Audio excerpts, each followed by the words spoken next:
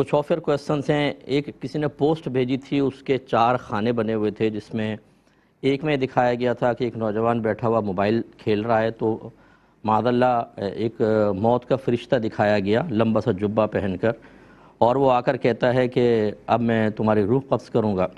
تو نوجوان کہتا ہے کہ جسٹ گیو می آ منٹ، مجھے 1 منٹ آپ ذرا دے دیں۔ تو پھر ملک الموت یعنی ملک الموت علیہ السلام بنائیں جیسے وہ، تو وہ کہتے ہیں کہ نہیں، ہم کسی کو مہلت نہیں دے سکتے۔ وہ کہتا ہے کہ مجھے صرف 1 سیکنڈ کی مہلت دے دیں۔ وہ کہتے ہیں یہ بھی نہیں ملے گی، اور پھر وہ دکھایا ایک ڈنڈا، اس پہ چاقو سے لگا ہوا ہے کہ وہ مارنے والے ہیں۔ تو وہ جواب میں پھر کہتا ہے کہ ویٹ از دیٹ پب جی، میں پب جی کھیل رہا ہوں۔ تو اگلی پوسٹ میں پھر یہ بنایا اگلے اس میں اسکرین میں کہ وہ پھر ساتھ ملک الموت علیہ السلام بھی بیٹھ جاتے ہیں، اس کو ویٹ کر لیتے ہیں کہ پب جی کھیل لے۔ کسی نے پوچھا ہے کہ اس طریقے سے پوسٹ بنا کر شیئر کرنا کیسا ہے؟ دیکھیں، اچھی طریقے سے یاد رکھیں کہ ملک الموت علیہ السلام ایک فرشتے ہیں، ان کو عزرائیل علیہ السلام بھی کہتے ہیں، اور یہ اللہ تبارک و تعالیٰ کے حکم سے تشریف لاتے ہیں، اور آپ کو خود یہ قدرت و اختیار حاصل نہیں کہ آپ کسی کو مہلت دیں۔ ہاں، اگر اللہ تبارک و تعالیٰ کسی کے لیے مہلت کا حکم دے تو وہ دے سکتے ہیں، ورنہ نہیں دے سکتے۔ اور یہ سامنے ظاہر ہو کر بھی اب روح قبض نہیں کرتے ہیں۔ پہلے دور میں، پچھلے نبیوں کے دور میں آپ ظاہری طور پر آ کر روح قبض کرتے تھے، لیکن موسیٰ علیہ السلام کے زمانے کے بعد سے اب پوشیدہ طور پر آتے ہیں۔ اس کی بھی ایک ہے کوئی اس کے ریزن، وہ موضوع کے مطابق نہیں، اس لیے میں چھوڑ رہا ہوں۔ تو اب یہ ملک الموت علیہ السلام کو پھر ایک تو سامنے بنانا، پھر وہ کہنا اس کا کہ تھوڑا ٹھہر جاؤ میں گیم کھیل رہا ہوں، اور وہ ساتھ بیٹھ جائیں، اس میں بہت ہی زیادہ بڑی بے ادبی ہے ایک فرشتے کی۔ اس کو ہنسی مذاق بنا لیا، ٹھٹا بنا لیا، اور مطلب ایسا ظاہر کیا کہ معاذ اللہ فرشتہ بھی اس کا گیم کا نام سن کر بیٹھ گیا۔ یہ خرافاتیں جو ہیں وہ لوگ بناتے ہیں کہ جو ان کو بیچاروں کو گھر سے بالکل تربیت نہیں ملتی۔ یہ ماں باپ کا بہت بڑا قصور ہوتا ہے کہ وہ خود دین سے دور ہوتے ہیں، انہیں نہیں پتہ ہوتا کہ بچوں کی کیسی تربیت کرنی ہے، بیسکس کس طرح سکھانی ہے، 1 سے لے کر 3 سال تک بچے کو کیا سکھانا ہوگا، 3 سے 7 سال، 7 سے 10 سال، 10 سے بلوغت تک بالترتیب کیا کچھ کرنا ہوگا۔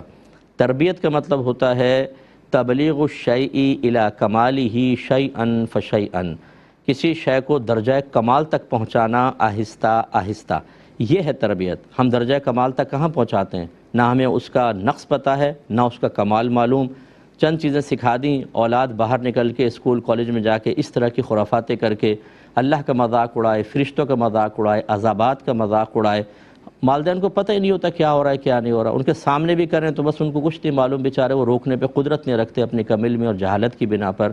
اس لیے یاد رکھیں، اس پوسٹ کا حکم یہ ہے کہ ایسا بنانے والا دائرہ اسلام سے خارج ہوگا۔ یہ میں نہیں کہتا ہوں، یہ فقہاء نے مسئلہ بیان کیا، قرآن کی آیات ہیں کہ جو مطلب اللہ تعالیٰ اس کے رسول یا فرشتوں کہ وہ ایذا دے، ایذا کا لفظ استعمال ہوا ہے، اور اسی طرح ان سے دشمنی کرے، وہ اسلام سے وہ مسلمان نہیں، وہ کافر ہیں۔ مفہوم آیات کے جو میں آپ کو بتا رہا ہوں، اسی طرح حدیث کے اندر سرکار صلی اللہ علیہ وسلم نے بیان فرمایا۔ لہذا خلاصہ کلام یہ ہے کہ ایسا شخص دائرہ اسلام سے خارج ہوگا، اس کو تجدید ایمان کرنا چاہیے، تجدید نکاح۔ اور جتنے لوگوں تک یہ پوسٹ پہنچے اور وہ ہنسے مسکرائے، انہوں نے خوشی کا اظہار کیا، ان سب سے میری گزارش ہے کہ احتیاطاً تجدید ایمان، تجدید نکاح کر لیں۔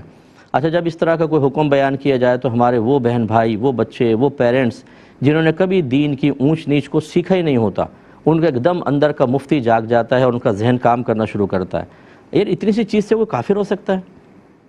اچھا، اتنی سی چیز سے نہیں ہو سکتا، وہ بتائیں جس سے ہو سکتا ہے، وہ ساری آپ کو تفصیل معلوم ہے۔ اگر کوئی ایک آدمی آپ کی ہمدردی میں، آپ کے بچوں کے فیوچر کے لیے، ان کو بری موت سے بچانے کے لیے، سخت عذاب قبر سے بچانے کے لیے، میدان محشر کی ذلت و رسوائی اور پھر پل صراط سے کٹ کے جہنم میں گر کے جہنم کے شدید عذاب سے بچانے کے لیے کوئی بات کہہ رہا ہے، آپ اس کو انا کا مسئلہ بنا لیتے ہیں، آپ غصے میں آ جاتے ہیں، آپ بحث کرنے لگتے ہیں کہ ابھی آپ نے ڈاکٹر سے بحث کی ہے، وکیل سے بحث کی ہے، آپ نے جج سے بحث کی ہے، آپ نہیں کریں گے کیونکہ یہ آپ کی فیلڈ نہیں ہے، ٹھیک ہے نا؟ تو اس لیے میری گزارش یہ ہے کہ کوئی ایسی باتیں سن کے غصے میں نہ آئے۔ ہمیں کوئی شوق نہیں ہے، آپ میرا ویسے آپ مجھے تقریباً یہ میرا 19 سال کمپلیٹ ہو جائیں گے کمنگ مارچ میں۔